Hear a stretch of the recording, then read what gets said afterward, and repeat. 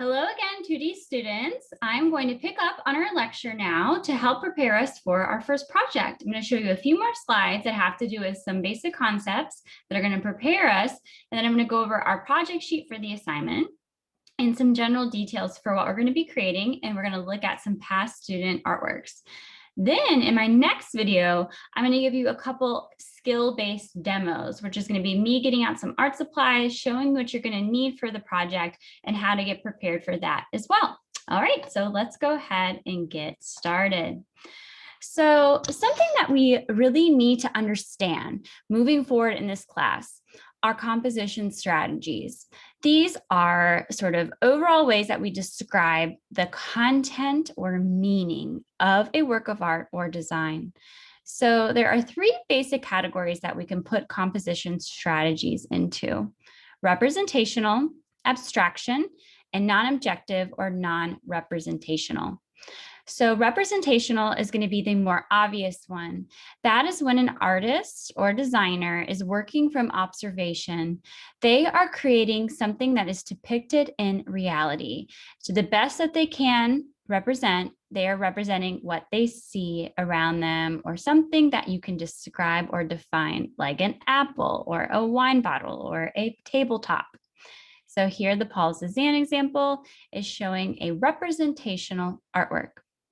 The next compositional strategy that we often see would be referred to as abstraction. So you may say, hey, Colleen, that Paul Cézanne painting that you have under representational looks kind of abstracted. It doesn't look realistic. But overall, the artist's intention was to make it look representational. When we get into abstraction, we're going to get into much more changing of representation, altering, exaggerating, manipulating, to the point where it's very clear that the artist is trying to abstract representation or abstract reality by changing it in some way. So again, we're going to see artists taking representation and twisting it, manipulating it, taking it out of its context, putting in things that you normally would not see in the real world. And then we would define that type of composition as abstraction. And then we have the polar sort of opposite of representation, non-representational. That is when the meaning of the work is conveyed through a non-objective composition, which is non-representational. We cannot look at that work of art by Lee Krasner and define any objects, right? No nouns, no people, things, or places, but rather we are only seeing the elements of art and the principles of design to create the composition. So we derive meaning from things like color, texture, rhythm, movement, which can be very effective. It's not necessary for art and design to have representation, but rather you can send a message through these elements of art and how you arrange them through principles of design. For our first project, we are going to be mainly using abstraction that is twisted into a non-objective composition. And I'll get more into that in just a moment. Another term that we're going to need to understand for our first project is triptych. This is a composition with three parts. It's as simple as that. Historically, we see triptychs in a lot of altar pieces that are religious and narrative. And the idea is that if we're going to look at the history of religious work, particularly during the 1400s, which we have this example here, we tell a story through art. The purpose of art was to send a religious message, or you can even look at it as propaganda. During this time period, a lot of citizens were unable to read. They were illiterate, and you only could tell the story of the Bible through artwork. Therefore, the triptych was a really handy tool for creating a story. Again, in this culture, we began to read from left to right. Therefore, you start to tell the story through the narrative of the triptych. Also, it worked really well for creating altar pieces in a church setting. So when you went into the church setting, you were sort of overwhelmed by these beautiful triptychs, these beautiful narratives and these stories derived from the Bible. Now, although triptychs were derived from this religious context, they are been used throughout the history of art and design as an effective tool for narrative, but also just for keeping the viewer engaged through implied line, and through gestalt. So for example, we looked at implied line, right? If we look here on the lower portion of the screen, we see an implied line, but it's going in between three compositions. And what we have here is a combination of implied line and gestalt within a triptych, right? We're using three panels or three compositions. We're using three implied line, and through the process of going between the triptych, the three compositions, we're using gestalt because we're wanting to create this overall large sort of line shape through the triptych. So a reminder, a gestalt is going to be when we want to fill the void. So if we look at figures A through D, those are just reminders of what gestalt is. It's our necessary sort of mental, unconscious effort of our brain to complete a whole because we need that for our order, right? And our contentment. Now, another thing that we want to bring into this mix is the law of proximity.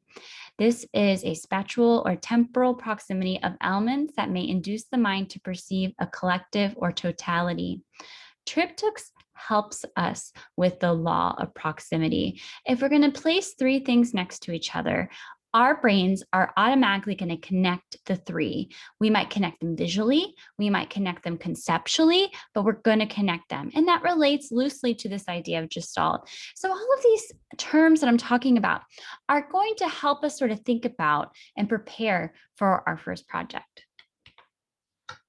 Our first project, which I'll introduce in a second, is inspired by a few different things, and I just wanted to show you where they came from. One thing that it's going to be inspired by are creative resources found in nature. We talked about this idea of static versus dynamic and how often when we find things in nature, we often find lots of patterns that can be very dynamic, but typically they're going to be much more naturally based. They're going to be more curvular when we look at lines in nature, right? We're not going to have as much static going on. We're going to have more dynamic and organic lines that we see.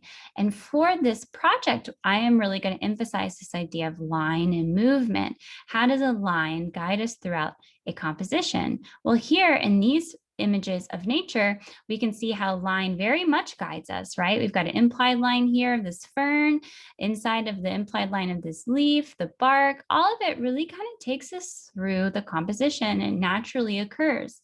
So for this, we're going to look at what I refer to as macro photography of nature for our inspiration. We're going to source from these patterns to create our lines, our mark making for our first project. And we're going to use that as the sort of stepping stone for our sketches and our sketchbook assignment that will then move on to sort of your own compositions that you're going to create.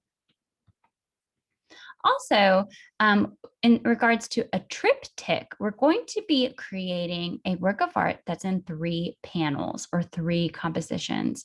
And we're going to be using this organic, abstracted, almost non-objective line to source from nature. So even though we're sourcing from nature, we're going to abstract our images to the point where they're non-objective. So if we're looking at our inspiration source on the right, because we're zoomed in, we're using this macro kind of inspiration, we can't really tell that's necessarily a leaf. We can guess it's a leaf or the inside of a plant, but we don't know for sure, right? Because we don't have all the visual cues. We are purposely going to do that where we're going to take a fine line from abstraction to non-representation. We're going to take reality, we're going to twist it, and we're going to zoom in on it so much that we're almost not going to recognize it. Just like this sort of step from this inspiration source to this drawing here in the triptychs, okay? And we'll see more examples of what I'm talking about in just a moment. So Tracy Chang was the artist that I was originally inspired by for this project because she uses these really great sourced from nature compositions that become non-objective. And here's some paintings that she's created as well. Okay, so I'm going to flip over to our Blackboard course shell. Give me just a moment. And we're going to click on line and movement where we found this video over in the line and movement overview folder. And we're going to see a project sheet. You can download this project sheet if you so choose, Or you can just look at it here. To download it, you'll just click on the 3 dots again and click original download. But for the project sheet itself, I'm just going to kind of go over what we're creating. I call this project the Organic Directional Line Triptych. For this project, you will investigate the use of organic line to create 3 non-objective compositions that emphasize movement, and you'll be doing so with line. This project facilitates a general understanding of 2-dimensional design strategies to help guide the viewer's eye throughout a composition. All these things we've talked about in these last 2 lectures are going to apply to these goals. We're using lines, textures, patterns, mark making to create our compositions. So our goals are that we need to create our compositions using Gestalt, and I'm going to show you examples in just a moment. Our goal is to use lines, textures, and patterns found and resourced from nature. So we're not going to be copying nature. We're not going to look at a picture of nature and copy it verbatim, right? We are going to take nature, we're going to zoom in on it, and we're going to abstract it. We're going to change it. We're going to alter it. So we can no longer even recognize the natural part. So we're almost kind of stealing lines and patterns and textures from nature and applying it to our non-objective compositions. But that macro photography is really where we're going to start for inspiration. We want to be using organic lines. That's a big goal. So we talked about this idea of organic versus geometric.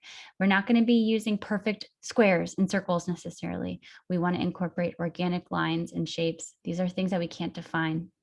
We want to have a focal point in the composition. There needs to be a resting point for the viewer's mind's eye.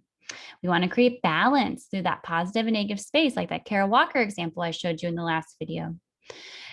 When it says overall effectiveness of the composition, all that really means is, are you taking objectives 1 through 6 and applying them to an overall composition that is engaging to the viewer? When I say to use proper care and craft, I am meaning, are you treating your paper with respect? Are you cutting out your paper neatly? Are you using your ruler and your X-Acto knife? Are you not crumpling your paper? Are you using your medium that's going to go on the paper nicely, which in our case is going to be Sharpie? Are you applying it correctly? Are you watching my demo video that where I showed you how to use these tools and applying them? Overall effort, experimentation, and revision and improvement, this goal will be measured through our discussion board submissions. And then class participation is basically just in your case going to be, are you participating in the discussion boards? So this is how I grade you. You can see this rubric is laid out with all of these objectives placed inside of it, and that is how you'll get your final grade. This assignment is worth 50 points. So we're going to be creating 3 compositions, and they're going to be 6 by 6 inches each. And you're going to cut them down from your drawing paper with an X-Acto knife and a ruler, which I'll show you in their demo video. And you're going to be using a Sharpie marker. I lied. We're not using our drawing paper. We're using Bristolboard. That's the thicker paper, cardstock. Our ruler, like I said, X-Acto knife, and some source photographs, which we'll look at in just a second. Okay, so let's look at some past student examples, because I think that's really going to help us get an overall sense of what we're doing. So just give me a second while this opens. Oh, right. Okay, so here we have, excuse me, sorry, let me get that. All right, here we have an example. So this is an example of how the 3 compositions will line up. So our compositions have to use Gestalt.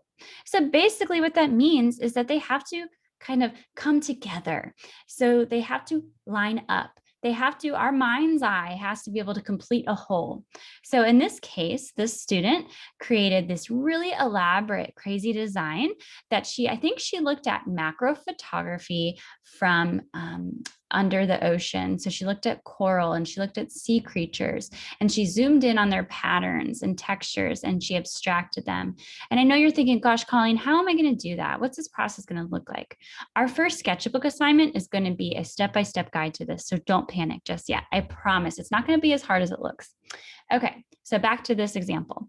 So she took the examples and she, with her Sharpie markers, used a variety of lines. So we're going to see different thicknesses and thinnesses here, right? But we're seeing mostly organic lines, circles, curves, things that we can't necessarily define. I know we can define circles, but you get my drift. They're more organic.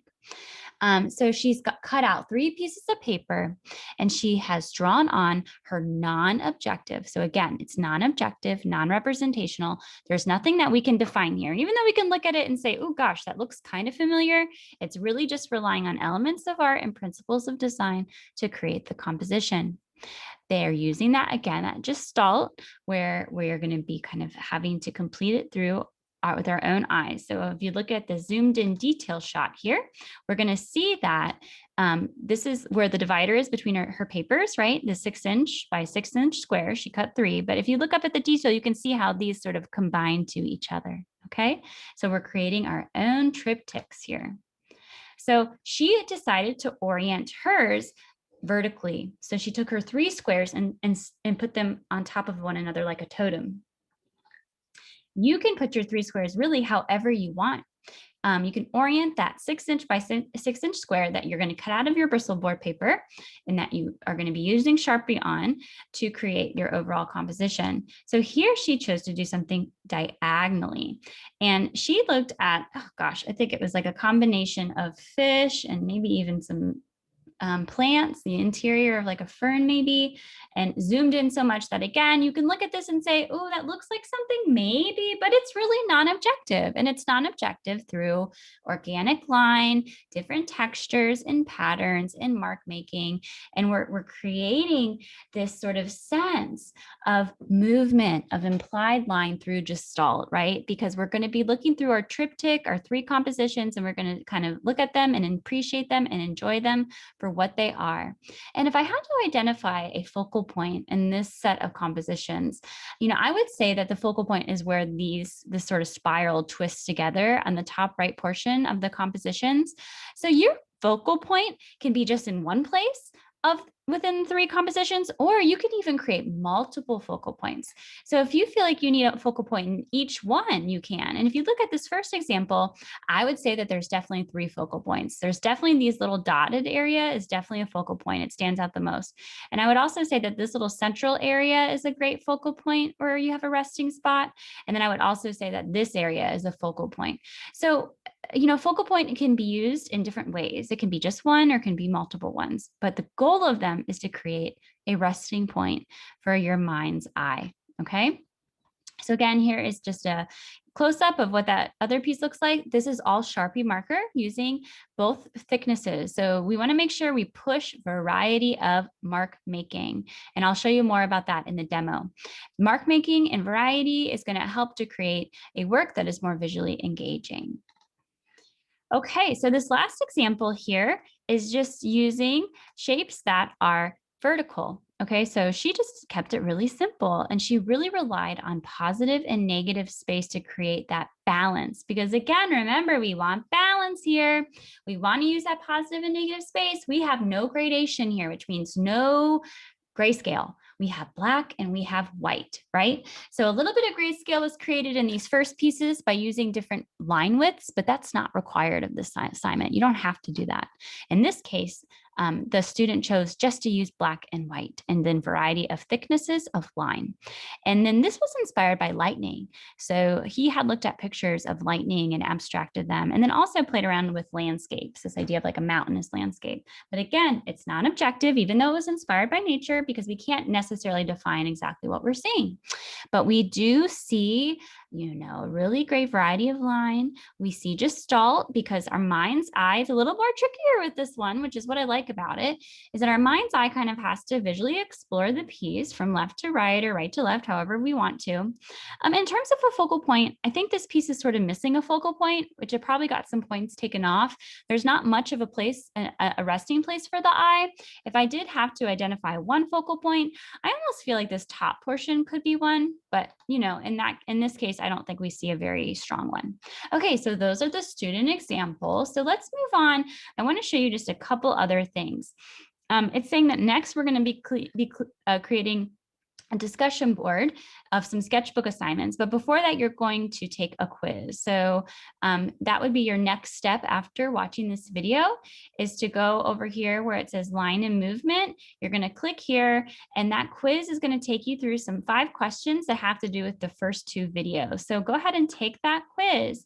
And then in the next video, I'm going to talk a little bit about our demo. I'm going to be showing you how to apply some skills to this project, and I'm going to introduce your first sketchbook assignment. You'll be able to find your first sketchbook assignment under the line and movement discussion boards. You're going to click on this, and I'll show you in the other video, but I just want to kind of pop this open really quick. I'm going to give you step-by-step directions for a sketchbook assignment that's going to almost be a rough draft for what we're creating. So we're not going to jump into the final draft just yet. So make sure you watch the demo video before you move on after you take your quiz. Talk